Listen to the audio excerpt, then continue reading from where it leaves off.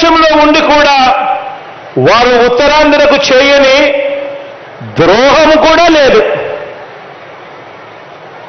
రాష్ట్రంలో అతిపెద్ద నగరమైన విశాఖను పరిపాలనా రాజధానిగా చేస్తాము అని మీ బిడ్డ అంటే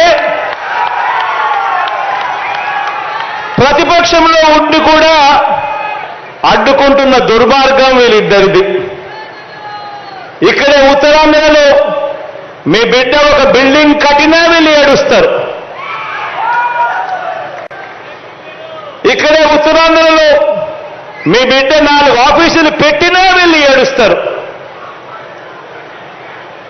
సీఎంగా నేను ఇక్కడికి వచ్చి ఉంటానంటే కూడా ఏడుస్తారు.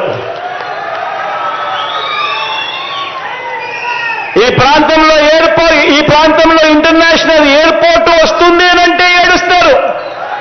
ఈ ప్రాంతంలో పోర్టు వస్తుంది అనన్నా కూడా ఏడుస్తారు. ఇక్కడ ఈ ప్రాంతానికి మెడికల్ కాలేజీలు, రీసెర్చ్ సెంటర్లు మనం ఏర్పాటు చేస్తున్నాము అని అంటే కూడా ఏడుస్తారు. ఈ ఏడుపంతా కూడా వేరే రాష్ట్రంలో శాశ్వత నివాసం అక్కడ ఉంటూ ఒక దొంగల ముఠాగా వీళ్ళంతా కూడా తయారై ఓ చంద్రబాబు, ఓ రామోజీరావు, ఓ దత్తపుత్రుడు, ఓ రాధాకృష్ణ, ఓ TV5 వీరంతా కూడా ఒక దొంగల ముఠాగా వీరంతా కూడా తయారై వీరంతా కూడా మన మీద పడి ఏడుస్తూ ఉంటారు. ఆశ్చర్యం ఏమిటో తెలుసా? వీళ్ళల్లో ఎవరు కూడా మన రాష్ట్రంలో ఉండరు. వీళ్ళంతా ఉండేది ఎక్కడానంటే అందరూ కూడా హైదరాబాద్లో ఉంటారు. ఇటువంటి నాన్ లోకల్స్ అంతా కూడా అక్కడుంటారు. కానీ మన రాష్ట్రంలో మన ముఖ్యమంత్రి ఏం చేయాలి అని, మన ముఖ్యమంత్రి ఎక్కడ ఉండాలని, మన రాజధానులు ఎక్కడ ఉండాలి అని ఈ నాన్ లోకల్స్ వేరే రాష్ట్రంలో ఉంటూ వాళ్ళు నిర్ణయిస్తామని చెప్పి మనకు చెప్తారు. దానికి తగ్గట్టుగా ఆ ఈనాడులో పెద్ద పెద్ద అక్షరాలు రాస్తారు. ఆ ఈటీవీ, ఆ TV5, ఆ ABN, ఆ చంద్రబాబు, ఆ దత్తపుత్రుడు, ఇవే కథలు, రోజు ఈ డ్రామాలు. ఆశ్చర్యం ఏమిటంటే వీళ్ళల్లో ఏ ఒక్కరూ కూడా ఆంధ్ర రాష్ట్రంలో ఉండరు. ఈ నాన్ లోకల్స్ చెప్పినట్టు మన రాష్ట్రంలో జరగాలట. ఆలోచన చేయమని అడుగుతా ఉన్నా. నేను చెప్పిన ప్రతి విషయంని కూడా ఆలోచన చేయమని చెప్పి మనందరినీ కూడా కోరుతా ఉన్నా. ఇక్కడ ఇంటర్నేషనల్ ఎయిర్పోర్ట్ వస్తుంది అనంటే వీళ్లకు ఏడుపు. తీర ప్రాంతంలో పోర్టులు, ఫిషింగ్ హార్బర్లు, ఫిష్ ల్యాండింగ్ సెంటర్లు మీ బిడ్డ కడుతున్నాడు అనంటే కూడా వీళ్లకు ఏడుపు. అధికారం పోయినందుకు వీళ్లకు ఏడుపు. వారు ఏనాడు ఇవ్వని విధంగా మనం ఇంటింటికి కూడా పెన్షన్ ఇంటింటికి ఇస్తా ఉంటే కూడా ఏడుపు. వారి హయాంలో ఇచ్చిన 1000 రూపాయల పెన్షన్ను మనం 2250తో ప్రారంభించి ఏకంగా 3000 రూపాయలకు చేస్తుంటే ఏడుపు.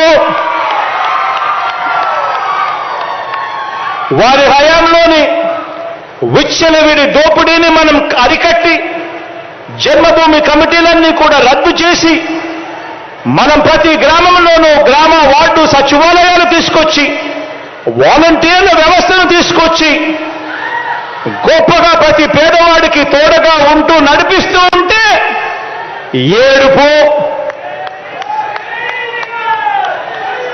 వారు ఇవ్వని విధంగా, వారి అధికారంలో ఉండి కూడా ఇవ్వని విధంగా ఏకంగా మీ బిడ్డ ప్రభుత్వంలో 2,10,000 శాశ్వత ప్రభుత్వ ఉద్యోగాలు మీ బిడ్డ ఇచ్చినందుకు ఏడుపు. వారి 5 సంవత్సరాల పాలనలో నష్టపోయిన రైతన్నకు మీ బిడ్డ హయాంలో ఒక వైఎస్ఆర్ రైతు భరోసా, ఒక 0 వడ్డీ, గ్రామ స్థాయిలోనే చెయ్యి పట్టుకుని నడిపించేందుకు ఒక RBK వ్యవస్థ, ఉంటే నాణ్యమైన ఉచిత విద్యుత్, ఉచిత బీమా, వెంటనే సకాలంలో ఇన్పుట్ సబ్సిడీ, ఇవన్నీ రైతన్నకు మీ బిడ్డ ప్రభుత్వంలో అందిస్తా ఉన్నందుకు వీరు ఏడుపు. అక్క చెల్లెమ్మల్ని 2,40,000 కోట్ల రూపాయలు నా అక్క చెల్లెమ్మల కుటుంబాలకి వాళ్ళు బాగుపడాలని చెప్పి వాళ్ళకు డబ్బులు ఇస్తా ఉంటే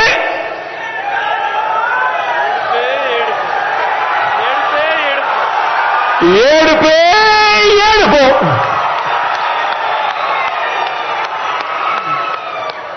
మరో 1,70,000 కోట్లు నాన్ డీబీటీగా మీ బిడ్డ పేదవాడి కొరకు నా అక్క చెల్లెమ్మల కుటుంబాల కొరకు ఇస్తా ఉన్నా కూడా